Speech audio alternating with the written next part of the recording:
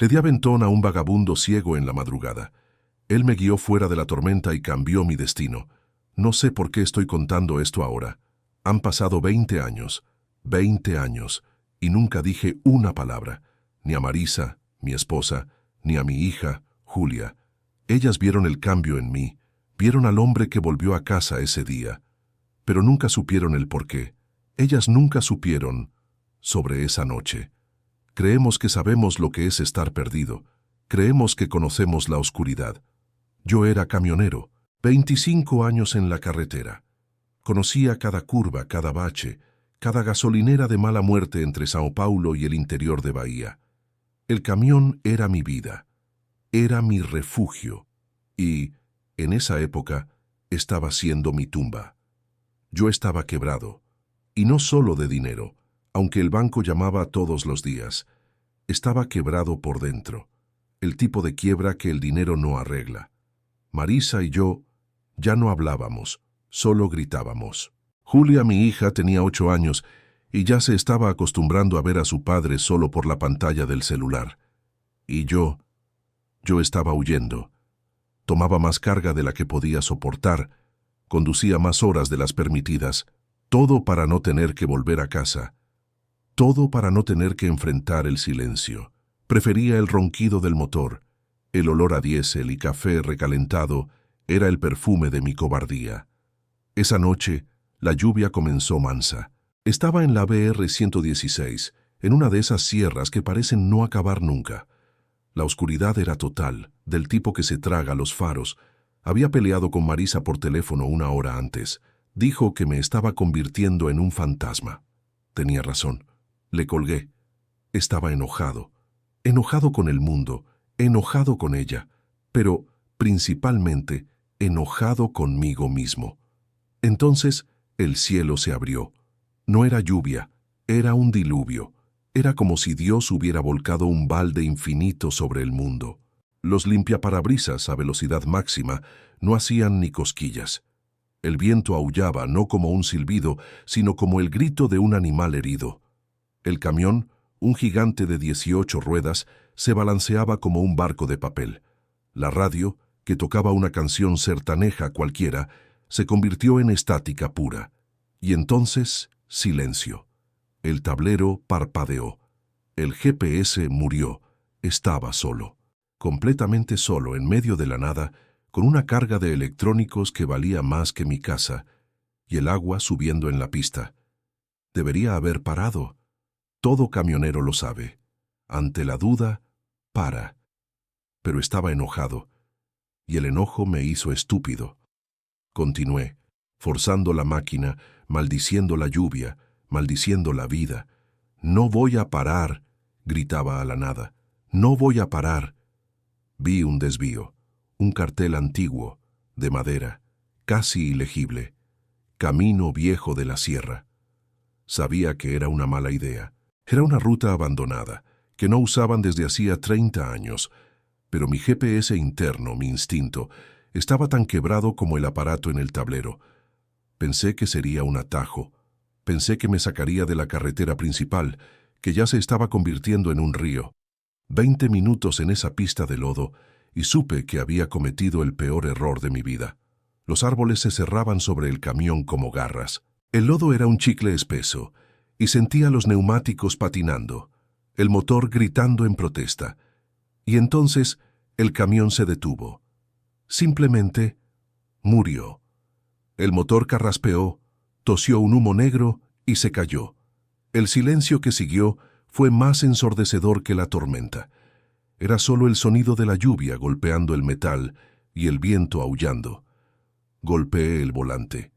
Grité hasta que me dolió la garganta. Estaba atascado, sin señal de celular, en un camino que ya no existía, en medio de la peor tormenta de la década. Estaba acabado. Apoyé la cabeza en el volante y por primera vez en 10 años lloré. Lloré como un niño. Lloré por mi terquedad, por mi arrogancia, por mi vida vacía. Fue entonces cuando lo vi. En medio de mi desesperación, los faros aún encendidos iluminaban unos 20 metros de lodo al frente, y en el límite de la luz había una silueta, parada, inmóvil. Me congelé. ¿Quién en su sano juicio estaría allí? En medio de la nada, a esa hora, con esa lluvia. Mi primer pensamiento fue, es un asalto, se van a llevar la carga, me van a matar. Me encogí en la cabina, apagué los faros, contuve la respiración, pero la silueta no se movió. No se estaba escondiendo, estaba simplemente parada. La curiosidad, o tal vez la estupidez, fue mayor que el miedo. Encendí las luces altas. Estaba de espaldas a mí. Un hombre, empapado usando un abrigo de lana raído, que debía estar pesando unos 30 kilos de tanta agua. Tenía un bastón largo, de esos de madera rústica, clavado en el lodo a su lado. No se movió. Toqué la bocina. Nada. Abrí la ventana 1 centímetro. El viento y la lluvia invadieron la cabina. «¡Oiga!», grité. «¿Qué quiere? Salga de ahí». El hombre se giró. Despacio. Era viejo. Debía tener unos 70 años, con una barba blanca, larga, pegada al rostro por la lluvia. Pero no fue eso lo que me impactó. Fueron los ojos, eran blancos, lechosos, ciegos. No me estaba mirando. Estaba mirando a través de mí. Levantó la mano, no como quien pide aventón, sino como quien saluda a un viejo amigo. Y entonces sonrió. No sé qué me pasó. Yo que no paraba por nadie, yo que tenía miedo de ser asaltado, yo que estaba en el fondo del pozo, destrabé la puerta. ¿Qué más podía perder? «¡Entre!», grité. «Entre rápido antes de que un rayo nos parta a los dos». Le tomó una eternidad llegar. Tateó el camino con el bastón, sintiendo el lodo. Cada paso era calculado. No parecía tener miedo de la tormenta, parecía en casa. Abrió la puerta del copiloto. El viento casi la arranca de la bisagra. Entró y con una agilidad que desmentía su edad, se sentó. La cabina se llenó instantáneamente con olor a lluvia, a lana mojada y a tierra. Un olor a bosque, a hojas podridas. Cerré la ventana. El silencio volvió, ahora llenado por la respiración calmada de él y la mía, que estaba acelerada.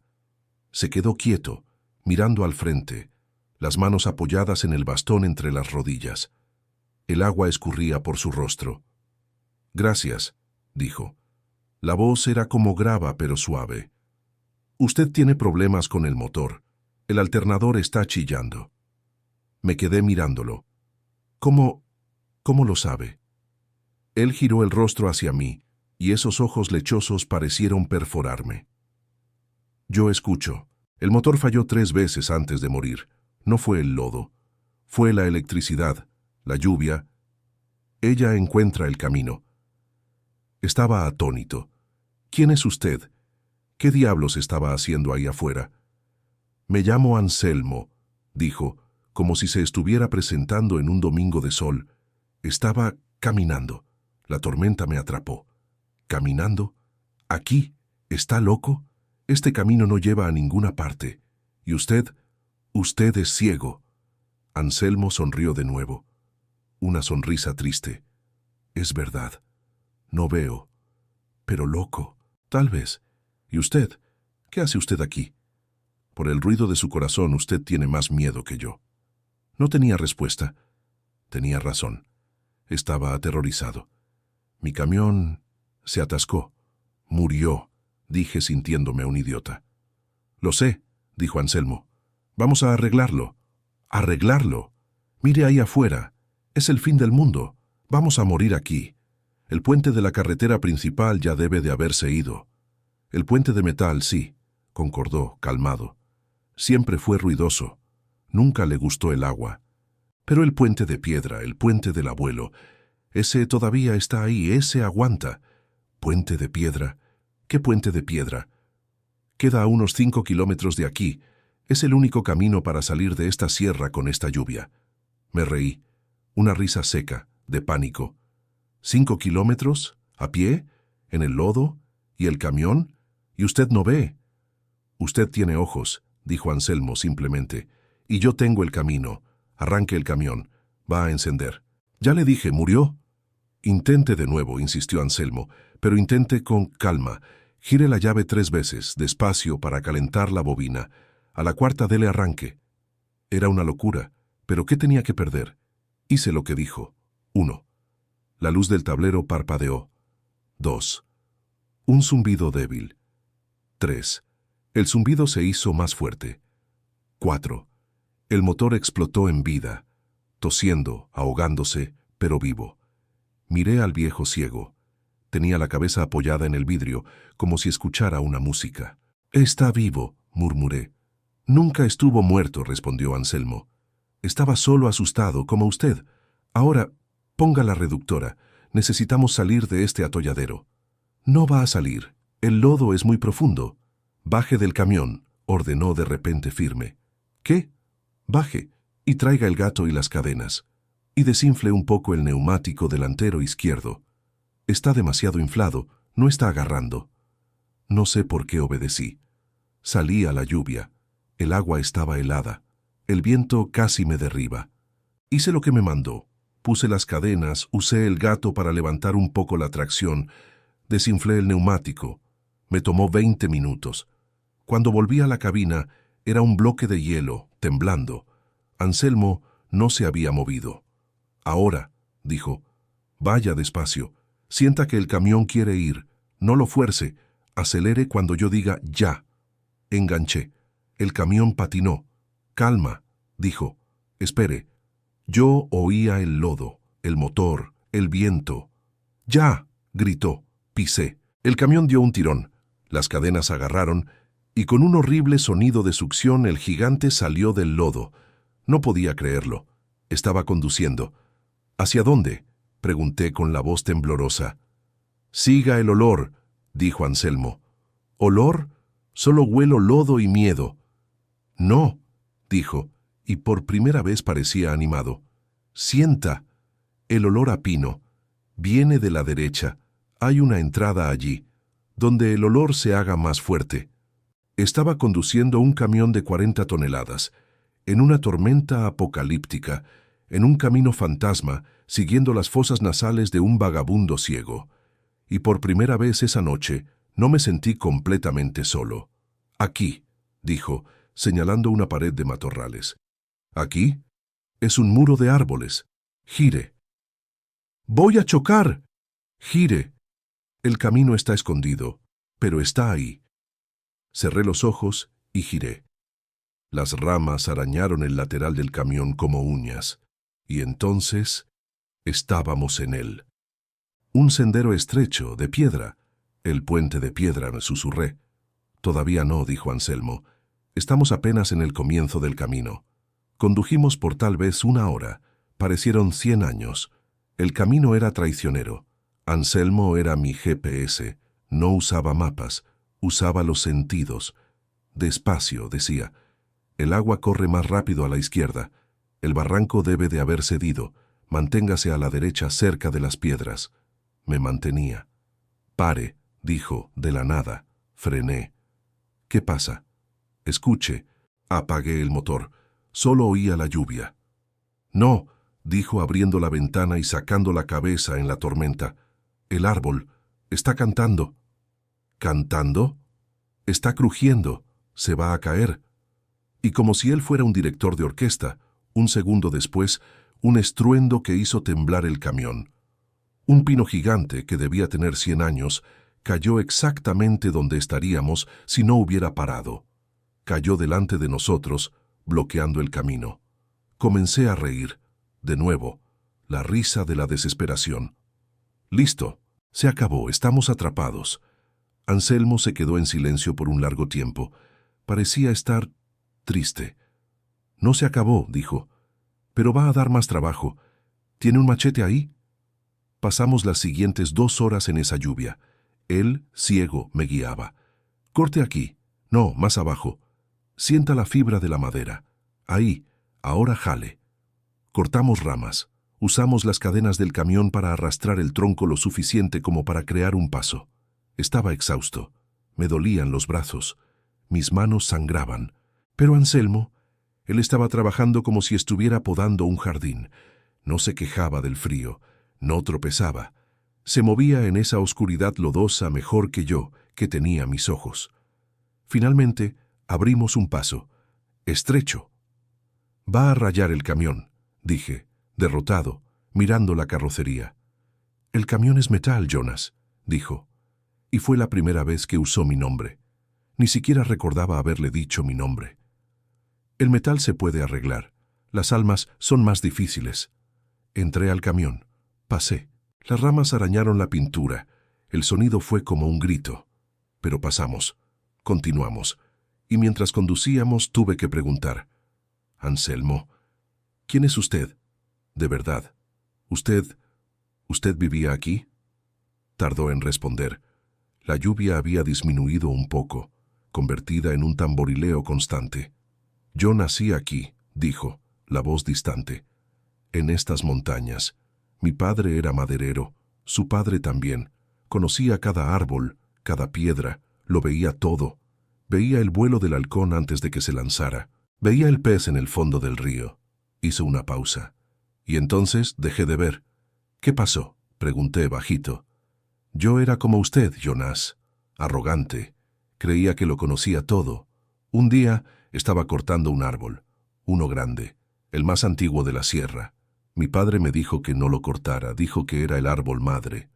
Me reí de él. Yo quería el dinero, tenía prisa. Como usted. Se tocó el rostro, cerca de los ojos ciegos. El árbol cayó del lado equivocado. Una rama me golpeó. Cuando desperté en el hospital todo estaba oscuro y nunca más aclaró. Dios mío, Anselmo, lo siento mucho. No lo sienta, dijo, firme. Yo lo sentí por 10 años.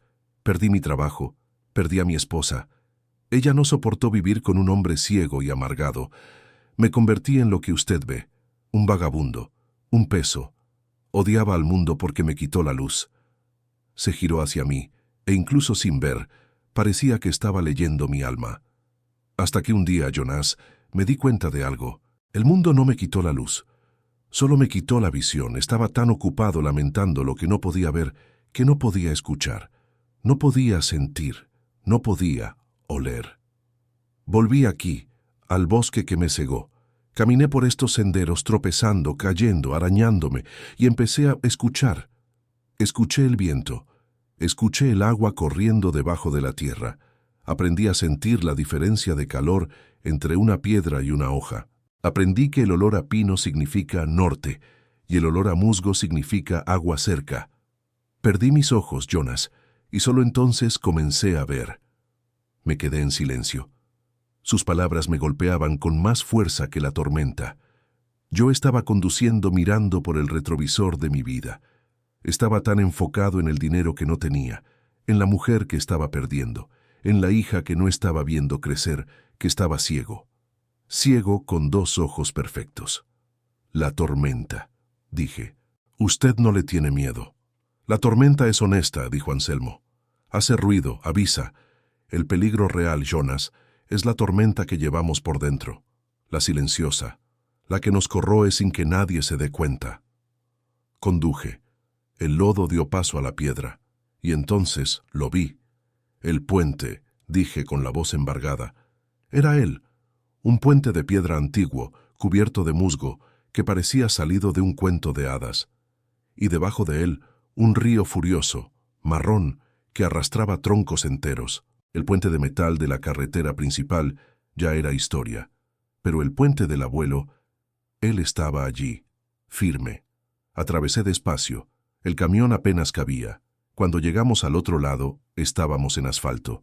Un asfalto viejo, pero era asfalto. El camino viejo se encontraba con una carretera estatal menor, a unos 50 kilómetros de mi casa. La lluvia paró, como si alguien hubiera cerrado el grifo, y en el este, el cielo comenzó a ponerse morado. El amanecer. Paré el camión en el acotamiento. El motor roncaba suavemente. Miré a mi lado. El tablero destruido, la pintura arañada, el guardabarros abollado. Y miré a Anselmo. Estaba durmiendo o meditando. No aguanté, me derrumbé. Apoyé la cabeza en el volante y lloré. Pero no era el llanto de desesperación de antes. Era un llanto de alivio, un llanto de vergüenza, un llanto de gratitud. Anselmo puso la mano en mi hombro, una mano áspera, callosa. pero cálida. «Está todo bien, Jonas. Usted llegó». Conduje hasta el primer pueblito. El sol ya estaba saliendo. El mundo parecía lavado. Los colores eran más vivos. El aire estaba más limpio. Paré frente a una pequeña capilla, en la plaza del pueblo. «Yo me quedo aquí», dijo Anselmo. «¿Aquí? Yo lo llevo». «¿Dónde vive?» Él sonrió. «Vivo por ahí, pero el padre de aquí hace un buen café». Busqué en mi bolsillo. Dinero. Tenía que darle dinero. Saqué un fajo de billetes, todo lo que tenía. «Anselmo, no sé cómo agradecerle. Tome esto. Por todo». Él no extendió la mano. «Usted no me debe nada, Jonas. Pero yo quiero... Usted me salvó la vida. Salvó mi camión». Anselmo giró el rostro hacia mí. «Yo no salvé su vida, Jonas. Solo le mostré un camino en el bosque. Quien va a salvar su vida es usted». Abrió la puerta. «Espere», dije. Yo nunca más lo voy a ver, ¿verdad?» Se detuvo, mitad afuera.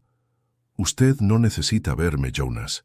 Usted solo necesita ver». Cerró la puerta y con la ayuda de su bastón caminó en dirección a la capilla, el sol de la mañana haciendo brillar su silueta.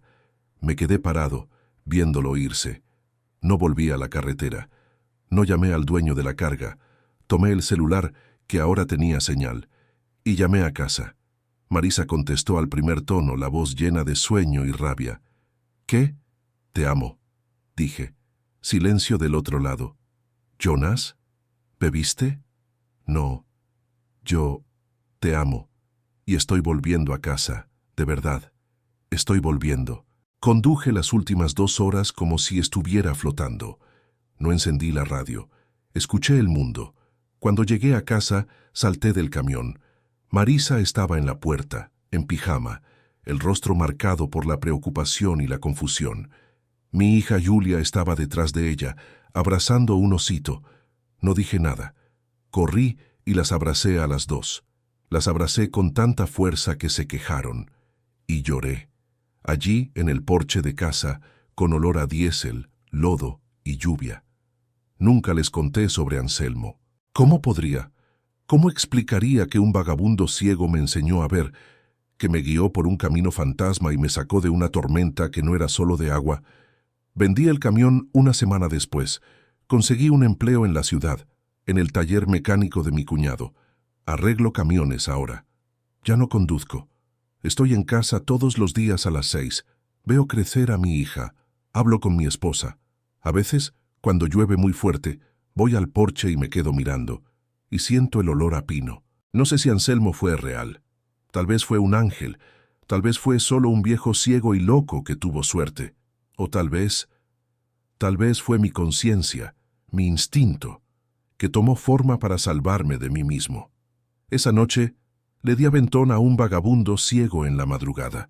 Pero la verdad es que fue él quien me dio el aventón a mí. Él me guió fuera de la tormenta de lluvia, sí, pero más importante, me guió fuera de la tormenta que yo cargaba dentro del pecho, y me mostró el camino de vuelta a casa. ¿Alguna vez te has sentido así? Ciego incluso con los ojos abiertos, perdido en tu propia vida, incapaz de ver el camino justo frente a ti. Si esta historia te tocó, si le habló a tu corazón, suscríbete al canal y comparte. Porque tal vez alguien que amas esté conduciendo en la oscuridad ahora, necesitando que alguien o algo le muestre la luz.